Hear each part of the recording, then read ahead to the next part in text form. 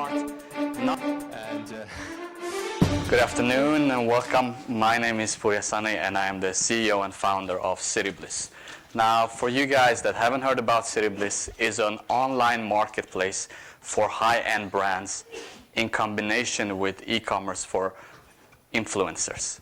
It's still very young. It's only 6-7 months, but during this period of time, we managed to become sector leaders, and we're growing really rapidly, like Samad said.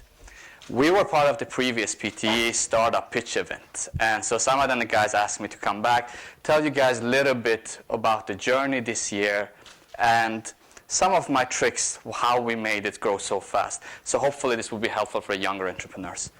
So the topic, like Samad said, is $0 marketing budget. This is something that all startups face, is a mountain. But before I get into this, let me tell you guys about my story. So my parents moved to Sweden when I was 7 years old. I grew up there. I went to the Swedish Aerospace University, took my master's, worked in this sector for around 6 years, doing payload for ISS. After that, I went over to the stock market. I worked as a quant for a hedge fund, doing prediction algorithm on the stock market, basically. And then I combined the two with one of my founders, and we started a data mining company in the e-commerce sector, which could predict a consumer's behavior 2 months into the future. We had this amazing algorithm that can see what you guys are going to buy before you knew it yourself. We're super excited. We thought we're going to move to Silicon Valley, pitch it to one of the largest one, cash out really fast, move back to Sweden within 3 months. I had my return flight booked. That was the plan. So, does any of you know who this is? For you guys that don't know, I'm sure everybody knows, this is Pierre Omidyar. He's the founder and chairman of eBay. This picture been hanging on my office wall since I started my first company. He's a little bit like a role model to me. The reason for that is that we have some similarity, at least I hope so. His background is European-Iranian, raised in France, moved to Silicon Valley, and made it quite a success. So I would love to follow in his footsteps. An introduction would be great. Now, the plan was this. Now, before I explain the plan, there is also another word that I use with other Persians a lot. It's a 3-letter word spelled J-A-N, pronounced John. And when you tell it to another Iranian, it opens up a lot of the door. So my plan was to come to Silicon Valley, had this amazing algorithm, knock on eBay's door, Pierre opens up the door, and I go like, Salam, Pierre John, I have this algorithm, buy it from me. And it sounds like a joke, but it really wasn't. I thought there is a connection, I can do that. I came here, I knocked on eBay's door. Pierre didn't open, he was in Hawaii doing philanthropy. Some other guy opened it. We pitched this algorithm to eBay, we pitched it to Amazon, we pitched it to Walmart. None of them wanted to give us their user data, so we could not prove that this amazing model works. So we had two options. We could either quit, pack our stuff, go back home, or we could solve this problem. What we did was we built a marketplace on top of this algorithm, and Cityblis was born. This is how I went a pivot from data mining space to fashion sector. Now, let me paint the picture so you guys understand this. We had just raised a small amount of money. We had some survival money in the bank.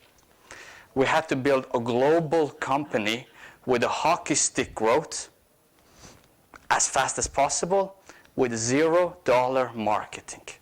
Again, second mountain. This is a very big mountain.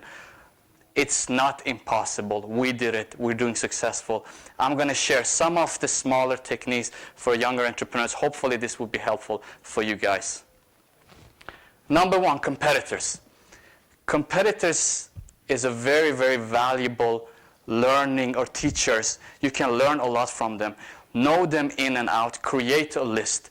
What we did was that we use Alexa and we monitor our competitors, much similar as you monitor a stock on the hedge fund or as a company. So as soon as you see a spike, you know that that competitor did something interesting. Let's see what they did. Let's research them. Let's Google them. As soon as you see a fast grow, was it a Facebook advertisement? Did they raise a round? So know your competitors in and out. through our competitors, we became marketing experts, thanks to them. Second one, again, $0 marketing. I'm not saying this is good for all the sectors, but for us, it was very, very good. Press releases. The problem with press releases is this. If you don't have a network to the reporters and journalists, they will not write about you. So you need to establish a network. Now, here's our trick. We created Google Alerts, again, on our competitors. And every time a journalist wrote about one of our competitors, we wrote a small email back to that journalist. Hey, this was a great article. We loved it. By the way, this is Cityblis. This is what we do. In that way, first of all, it's a fan email. I'm not asking that journalist for anything. So they love their fans. They respond to their fans. And then they also hear about Cityblis indirectly. So next time when we did our own press releases, we had around 200 to 300 publication press release. We've been published in Vogue, we've been published in Women's Wear Daily, Yahoo News almost took out our server. So this was a great traffic for us for free. This probably is the most important slide that I'm going to be talking about, viral marketing. Nowadays when investors hear viral marketing, they go like this, but for us, it was very important. To understand viral marketing, you need to understand two components. One of them is viral object. The other one is catalyst. A catalyst would be something or someone with large network. A celebrity is a great catalyst. For us, our designers were amazing catalysts. They were early adopters. They're very active on social network, and they had a large fan base. And that's why we grow so rapidly in the beginning. Secondly, we looked at another catalyst, which was the influencers and bloggers. We stumbled upon this. We realized that we had a lot of beautiful content on our page, and a lot of the bloggers stole it from us and put it on our blog. This made us a little bit upset in the beginning, but instead of preventing them taking these objects, what we did was that we created a part of the platform for them. So they could take whatever object they want from our platform free of charge, as long as they credit that brand or that designer. Basically, as long as they created a link back to my platform.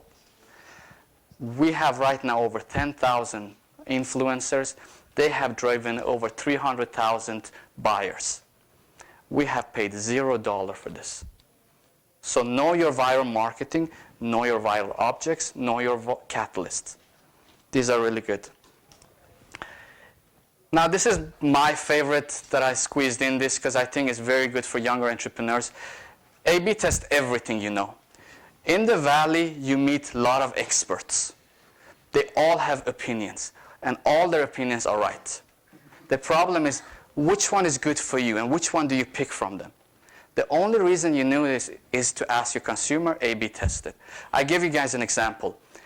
In the beginning, we offered all our services to our brands for free. So it was totally for free. We wanted to grow really fast.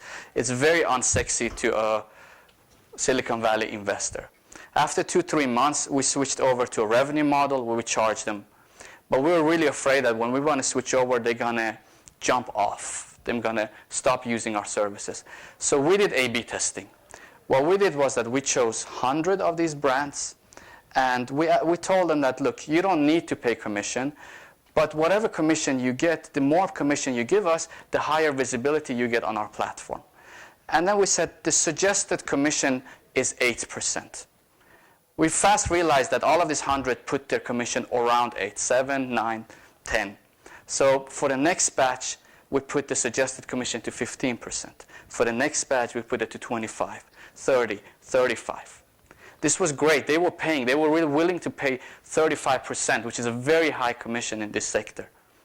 So today, again, going back to my hedge fund period, we don't have one commission. We allow our brands to set their own commission. Our commission moves much similar to a currency. The higher they set, the more visibility they get. Again, this has been amazing for our revenue model. There's a lot of this small stuff. There's a lot of the stuff that you can do with little amount of money. I can get into the talk to it a lot. But I want to just finalize my slide with this slide. Is a mountain Damavand. Basically, I've been talking about a lot of mountains today. As a startup, it is really climbing a mountain.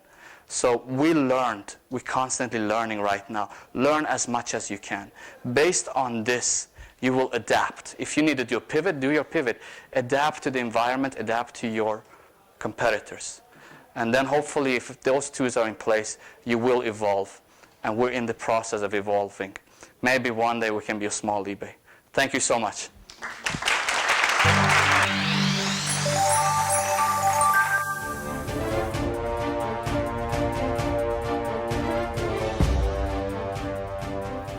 We look at the period of that spike and we Google it. We filter Google for that specific period and we see what content was generated for that. You can also search on Twitter. Normally spikes happens just within the last weeks because we keep monitoring it all the time. And it's very easy to see what did that competitor do for getting that spikes. Based on that, we know that that spike is very interesting for us, for our marketing campaign.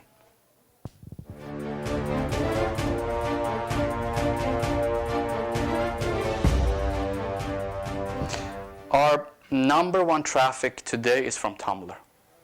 Our influencers drive around 62% of the traffic to our site. Another 24% comes from Facebook. Facebook conversion or Facebook visitors have a lower conversion for us, but higher time spent on the site.